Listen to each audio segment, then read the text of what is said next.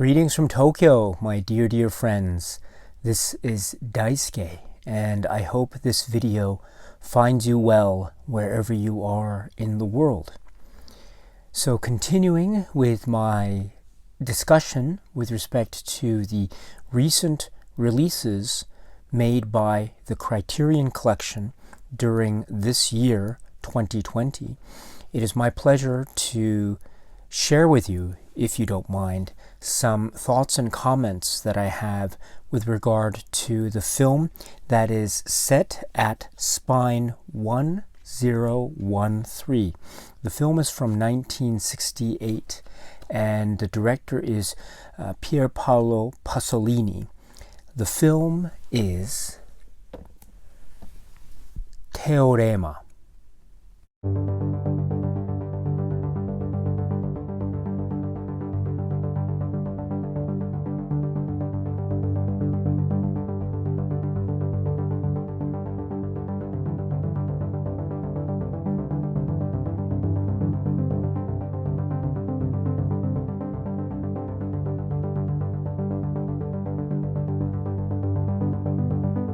This film, TEOREMA, is one that I think is seemingly very simple on its surface, but it's actually a film that deals with many different facets, and it's trying to engage with different or many various types of subject matter within the confines of its cinematic discussion and exploration of its themes, which makes the film utterly fascinating and quite captivating and very provocative and in many ways a uniquely challenging work. It challenges the viewer in trying to make sense of its discussion of these various topics within its subject matter. So on its surface, it's about a family, and it's an upper class family. It's a family of four: the mother, the father, and the children, the two children, the grown-up children, and the maid. And we have a visitor paying a visit to this household, and the visitor, who is played by Terence Stamp, one by one decides to affects and interacts with each of the family members and the maid in a unique way, thus creating the central dynamic tension of the film, namely the effects of this visitor or guest on this family and how each family member copes with this or reacts to this, and how each one develops throughout the film or doesn't develop throughout the film, depending on the particular character that we're dealing with, and the ramifications of this and how it plays out to the very end. This is the very essence of this film in a nutshell. And so I think on its surface, it can be seen to be a film that is perhaps seemingly trying to deal with a certain sort of family dynamic, how this particular family interacts with each other, and how the guest seems to disrupt or in many ways awaken, depending on one's point of view, the sorts of feelings and emotions and wants and desires that are within these particular characters. That's one way that this film could be seen or could be read. However, this film, I would suggest, is much more than that. It's a film that is very evidently dealing with many different topics within its cinematic subject matter, and I think a kind of understanding or appreciation of that is very helpful in trying to watch this film and appreciate this film for what it is. Therefore, I think this release by the Criterion collection of this very difficult and tough film, and combined with the supplements that are included with the Criterion collection release, and I'll get to those in a second, I think form an overall great package of not only presenting the film that is a very challenging one in its own right in this particular way, but also providing enough background information and enough of a foundation in order to be able to try to understand, or at least try to get a hint at trying to understand what it was that Pasolini and company were trying to aim for when it comes to the presentation of this film. And what are some of those things that we can try to decipher with respect to this film? There are many, of course, but just to give a few examples, this film is talking about class structures, and in particular this idea of the makeup of the upper class during this time. And not only do we have this bourgeois family, but we also have different ages within the bourgeois class, or the upper class, this sort of generational shifts, if you will, that are at play within the class structure itself. And so with this dynamic, I think we see the film as setting the stage for a discussion of how these characters interact with each other, how they interact with the outside world in terms of sexual encounters, and also in terms of religious encounters, and also in terms of sort of socio-political dynamics, in terms of worker politics and the like. There are also ways in which this film deals with how these characters also interact with oneself, and how the film explores their relationships with each other and also as individuals, and how the film seems to try to individualize each particular situation in its own particular way. Going back to the sort of generational shifts within the bourgeois class itself, as depicted in TEOREMA, I think this is a very important thing, because it's also showing a sort of sense of dynamism in the kinds of discussion that Pasolini is engaged with. And I think this is alluded to very astutely by John David Rhodes in his interview in one of the Criterion supplements here, which is included on this Blu-ray, where he, among other things, in his great discussion in that interview, he cites the famous essay by Pasolini that he penned, which is called in English Cinema as Poetry. And there he speaks about the exquisite flowers of the bourgeoisie. And so that's a very famous phrase from that essay. And so this is a kind of way in which John David Rhodes, in his great interview in the Criterion Collection, is also suggesting that Pasolini is, among other things in this film, seemingly trying to concern himself with different forms of how one absorbs stimuli from the outside world within the bourgeois class structure, and how that is dependent on a sort of generational shift that is occurring, sort of the younger generation and the elder generation, which I think is very fascinating. He also makes a meta sort of tie, in the sense that this is also a kind of discussion of cinema, if you will, that Pasolini seems to be engaging with, as cinema as a means of artistic expression, and therefore he is coming at it from the point of view of one who is, on the one hand, seemingly trying to respect Italian traditions of cinema, like neorealism, Italian neorealism, and he cites the actors who play the mother and the father, respectively, Massimo Girotti and Silvana Mangano, and so these seem to be sort of representations of a sort of tradition in Italian cinema on the one hand, and yet on the other hand, this emphasis on youth culture in a certain degree, and the way in which that seems to disrupt everything else and disrupt itself in the confines of this film. This is also a kind of statement, or a possible statement, that Pasolini seems to be trying to make as a cinematic artist. That's what's being suggested in the supplements, which I find a very fascinating meta-discussion of the way in which this film seems to be part and parcel tied directly to Pasolini as the cinema filmmaker, and he is engaging with his audience on many fronts and many levels.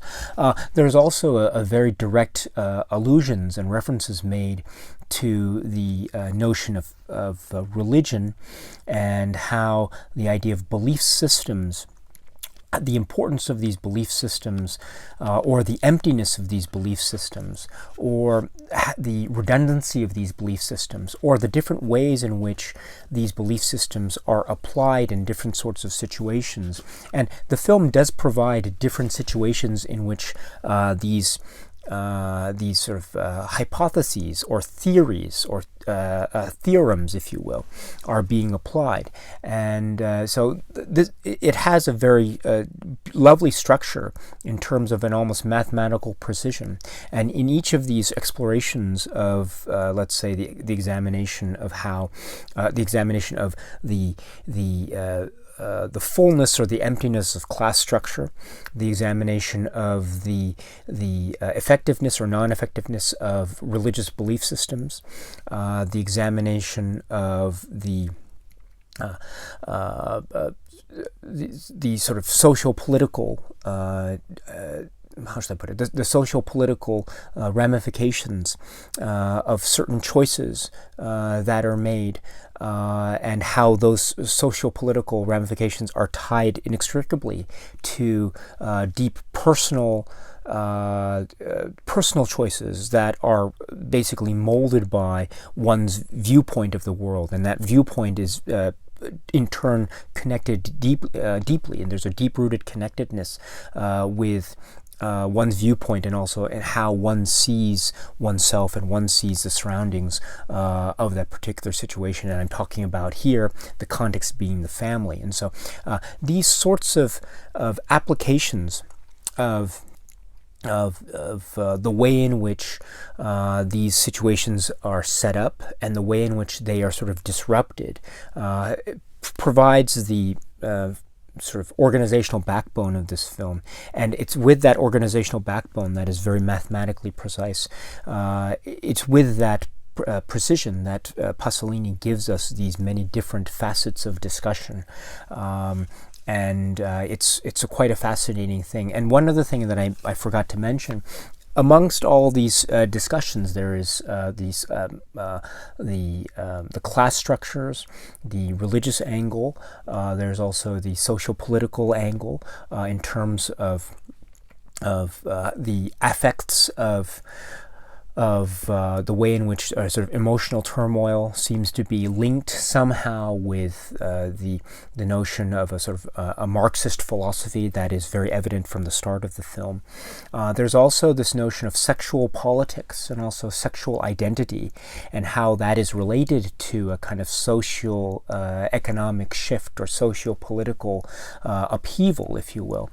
This idea of sexual politics and freedom on the one hand, and repression and conservatism, sexual conservatism, for lack of a better phrase, on another hand. And this is, I think, brought to the fore most strikingly in how this film expresses its sexual themes. It's not a very explicit film in terms of depiction of the sexual act on screen. There's nothing like that. There are glimpses of nudity, but it's nothing that is very it's nothing that's overly lingered upon or overly sexualized in that way. But it's all done for a point, namely, on the one hand, to show different ways in which sexual identity can be applied in different situations, and in some situations these can be things that are considerably against the norm, so to speak. And so we have to remember that this is a film from 1968, and so this is really expressing many different ideas and different situations that might not be considered normal, at least in terms of sexual identity and sexual frankness on screen.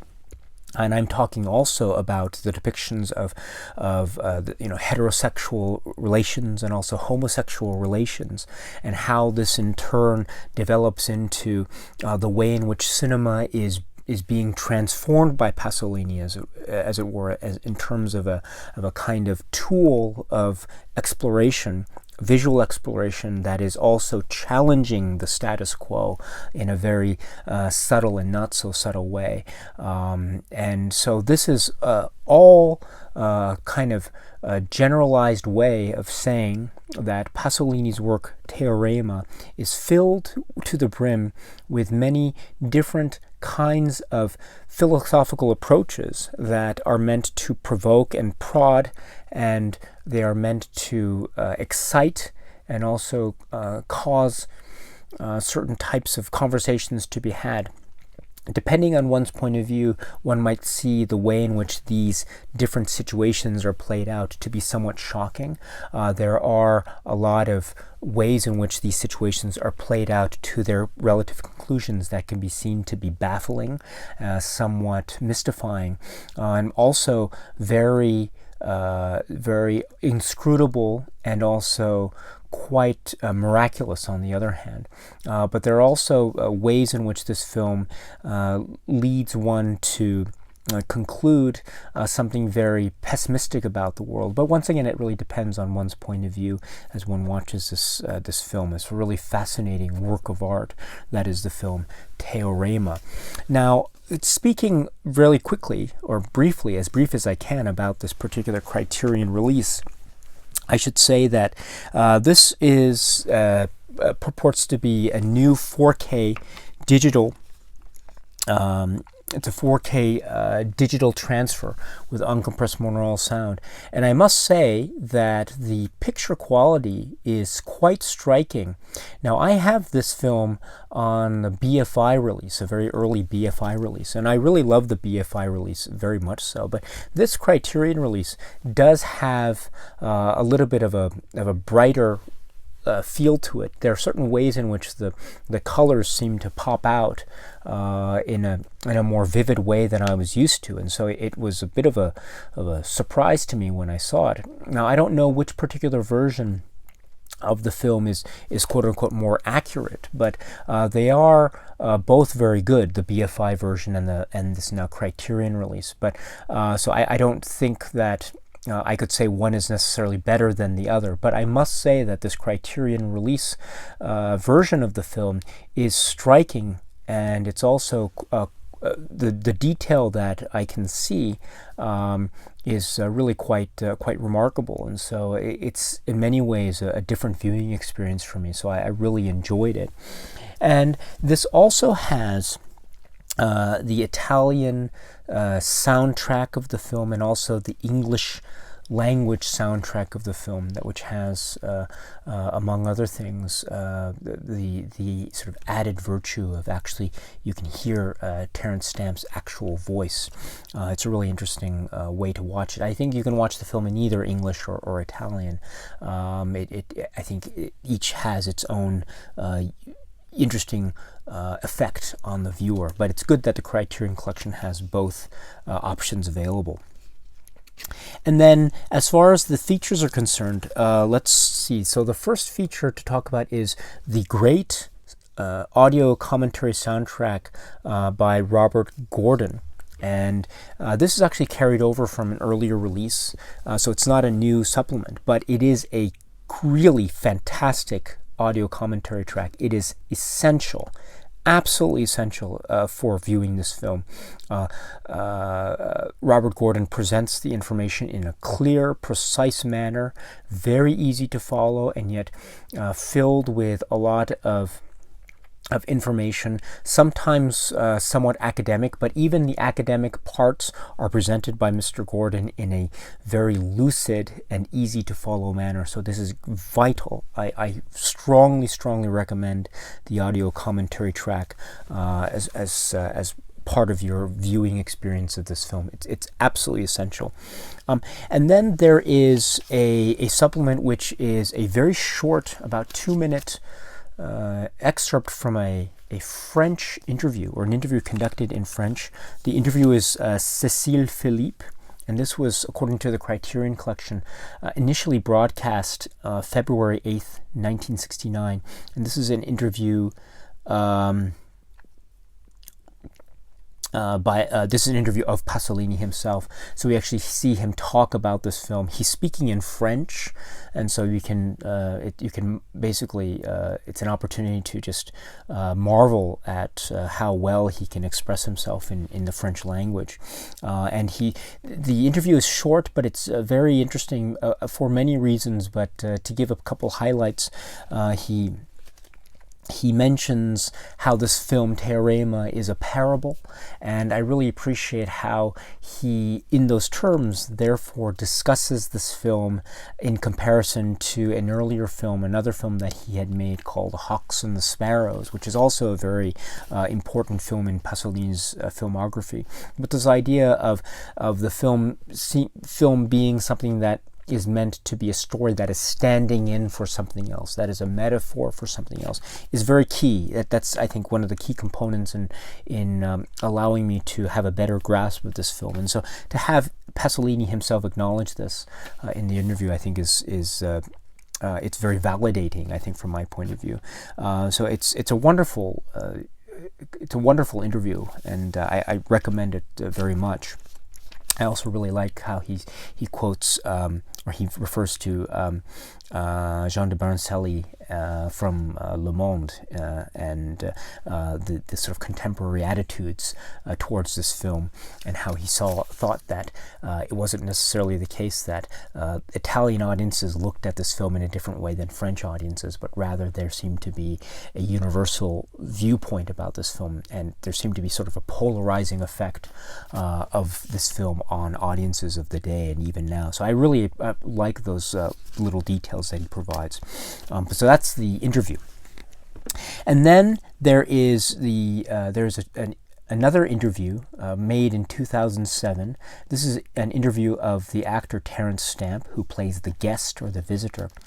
And this is about 30 minutes. And this is also carried over from an earlier non-Criterion release. But to have it, it's really great.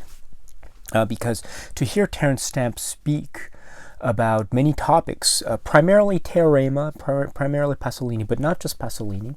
He touches briefly upon his work with Fellini. He also touches upon his the way in which he ended up being in the film TEOREMA to begin with. He talks about his fascination and admiration for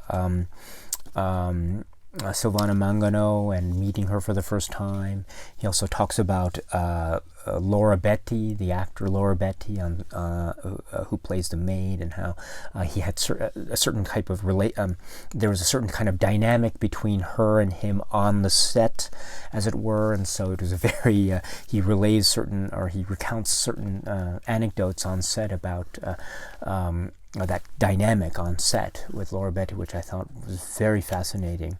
And he also goes into some detail about his later career and his later lifestyle, and all the way up to Richard Donner and Superman 2. And so it really covers a lot of ground, but the primary focus of the interview is his viewpoint on Pasolini, his viewpoint on TEOREMA.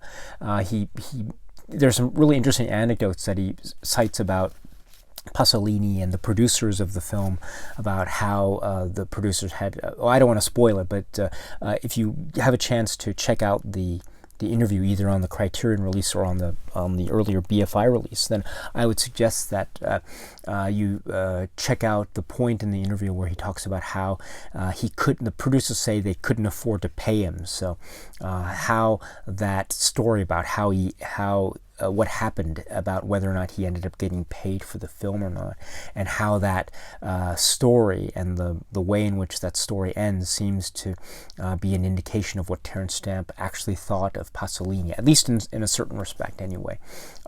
There's this idea of this film, among other things, dealing with or not dealing with, but it's a focus on class structure, and also it's touching upon Marxist theory. It's also touching upon the structure of capitalism, and this is also cited by Terence Stamp, and also cited in the interview, in another interview of the Criterion Collection supplements, which I'll get to in a second. But it's interesting to hear Terence Stamp speak about how he thought Pasolini really thought about capitalism, at least in the context of how to pay Terence Stamp, the actor. It's an interesting story anyway. So so it's a fascinating interview. You can watch it on the Criterion release, or you can watch it on an earlier release. But either way, my friends, it's worth checking out. So the interview from 2007 with Terence Stamp. And then there is the new Criterion supplement here, which is the Criterion interview with John David Rhodes, who is kind of expert on this film and on Pasolini, a really great expert. And to get his insight about this film from him is really highly recommended. He brings up points that are fascinating and also are not necessarily points that are brought up in the audio commentary. And so the audio commentary track and the interview with John David Rhodes, I think, combine very nicely. They complement or supplement each other very nicely. For instance, John David Rhodes talks about the importance of the Laura Betti character, the maid character, and a particular scene involving her and the idea of tears. And he provides information about Pasolini the poet, and one of the poems called, or it's translated in English as Tears of the Excavator, or the Cry of the Excavator, and how this seems to provide certain insight into this particular moment involving the maid character and her development in the film. He also acknowledges that the film setup, or the film structure, as a kind of setup of situations or applications of theories, or particular theories or hypotheses, is, I think, evident in the fact that it's titled TEOREMA, or theorem, but one should query whether or not one believes, or one is believing of the particular conclusions that the film and Pasolini seems to be making upon watching this film. So in other words, John David Rhodes seems to be suggesting that it's very reasonable to have a healthy dose of skepticism when watching this film. There's nothing wrong with that inherently, and so I really appreciate that. Even as he says this, it's very evident that he's a great admirer of this work, and he's a great, he's very knowledgeable, incredibly knowledgeable about Pasolini, the artist and the author and the poet and the philosopher. And so I mentioned earlier his quotation of the Pasolini essay called Cinema as Poetry, about the exquisite flowers of the bourgeoisie. And so I find that John David Rhodes' commentary here is undeniably effective and very, very important for my further understanding of this film. He also goes into the sexual politics and how the depictions of the sort of sexual dynamics of homosexuality as depicted in this film are, considering the way, the time in which this film was made, were very very risque at the time. And he also talks about how the film also is dealing with what he refers to as sort of a cruising culture, if you will, and this idea of a cinematic visual representation or expression of these aspects of sort of social, these aspects of a certain type of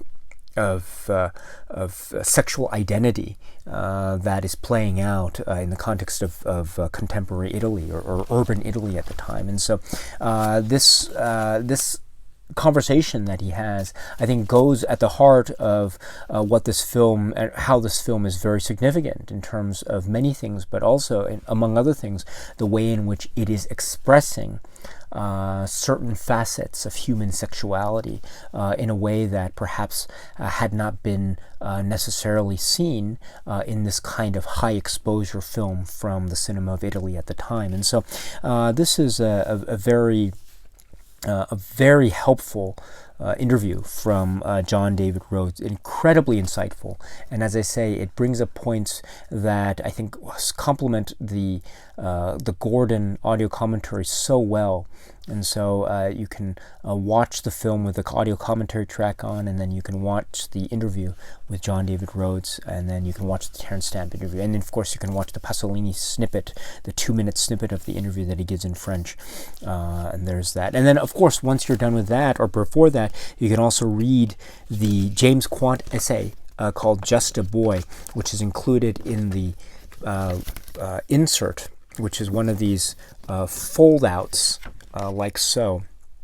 And so I like this because the James Quandt essay, of course, goes into the film, but it also talks about Pasolini, the artist and the philosopher, and how his particular thinking is almost, or an understanding of his thinking is essential for an understanding, or a good understanding of this film. And so I like how James Quandt, especially in the first half of the interview, seems to be focusing his attention on Pasolini, the thinker, the cinematic thinker, and how that thinking, or an understanding or appreciation of that thinking, at least to a certain degree, is key for a good understanding or appreciation of this film, TEOREMA. And so I really like the James Quandt interview for that and for other reasons. And so the James Quandt, James Quandt essay called Just a Boy, strongly recommended.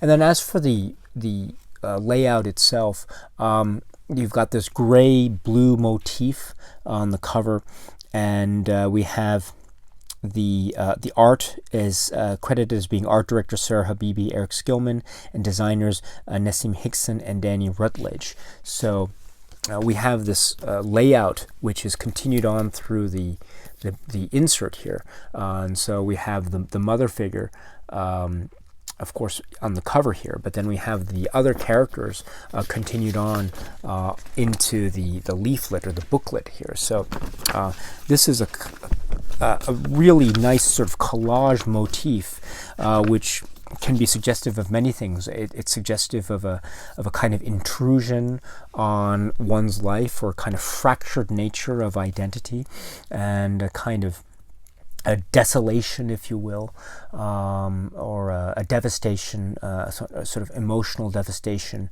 that has ramifications that are both macro and micro.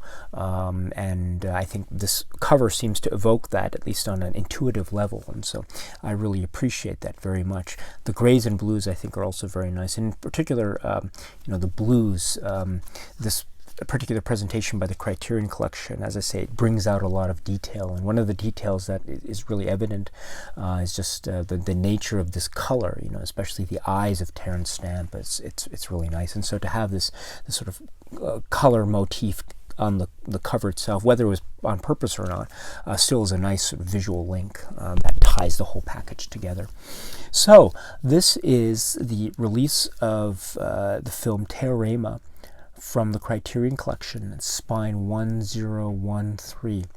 This is a film that I strongly recommend, and I will admit it's a challenging film, it's a tough film, but the Criterion Collection release makes it really easy to get a grasp on the basics of this. And if you are interested in learning more, of course, you can this also provides a nice jumping off point for further academic study with respect to this film. And I don't purport to know every single facet of this film, but there are, for me personally, the way in which I try to engage with this film is always keeping in mind the different layers that are at play when watching this film, whether it be a sort of religious angle or the socio-economic angle that is linked to Marxist theory, and then also how that's linked to the class structure, the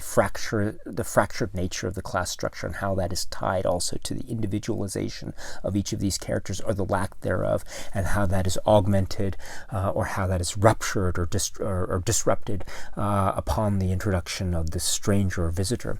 And that is also tied to the religious angle in terms of is this guest, is he a savior figure or is he a devil-like figure, and that sort of discussion. And so on and so forth. And so this is a film that is ever encouraging of conversation, and so hopefully that is something that you are interested in. If so, then this film TEOREMA is certainly one that you should consider watching, and then hopefully getting from the Criterion Collection. So, my friends, what do you think about this film? Do you like this film? If so, please let me know what you think of this film. As always, you can leave your thoughts and comments in the comment section below, and I'd love to hear what it is you have to say. Okay, my friends, so that's it for now. So until we meet again, please be happy and healthy and well, and please keep on watching a lot of great, great movies. So until we meet again, my friends, cheers.